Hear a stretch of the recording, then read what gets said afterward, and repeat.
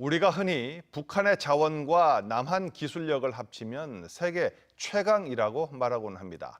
7천조까지 얘기하지만 정확한 실체는 아직도 잘 모릅니다. 남북 정상회담을 계기로 대덕특구에서 북한 광물 자원에 대한 본격적인 연구가 시작됐습니다. 조혜원 기자입니다. 광물공사는 2016년 기준 북한에 매장된 광물의 잠재 가치를 3,200조로 평가했습니다.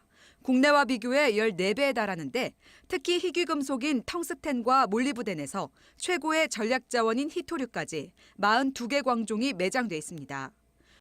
북한의 일부 지질이 중국과 유사하기 때문입니다. 미국의 한 매체는 북한 광물 잠재 가치를 7,500조로, 북한자원연구소는 6,600조로 추산했습니다.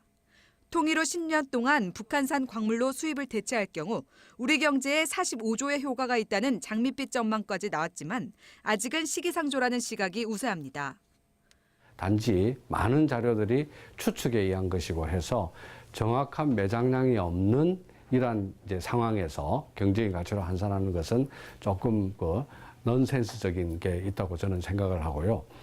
북한이 광물 개발 사업과 관련해 외국 업체와 체결한 투자 계약 38건 중 87%는 중국과 체결한 것으로 이 가운데 10건은 10년 이상의 장기 계약입니다.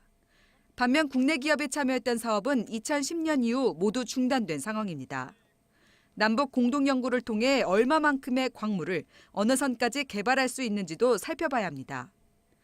지질연구원은 경제적 가치가 높은 정주와 무산, 해산 등 북한 3개 광화대를 연구 대상으로 지목했습니다.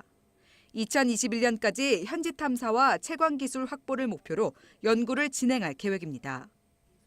북한의 철광석 등 광물의 경쟁력이 낮다는 일각의 분석도 제기되지만 국제조사에 따르면 3등급으로 아시아에서 중간 수준으로 평가됩니다. 북한에는 전략금속 광물이 부전되어 있고 남한에는 금속 광물에 대한 활용 기술이 확보되어 있습니다. 남과 북이 협력하게 되면 굉장히 경제적으로 큰 시너지 효과가 있을 것으로 예상이 됩니다. 단 도로와 전력 등 개발 인프라도 중요한 만큼 장밋빛 전망에 들뜨기보단 신중한 접근이 필요한 시점입니다. TJB 조혜원입니다.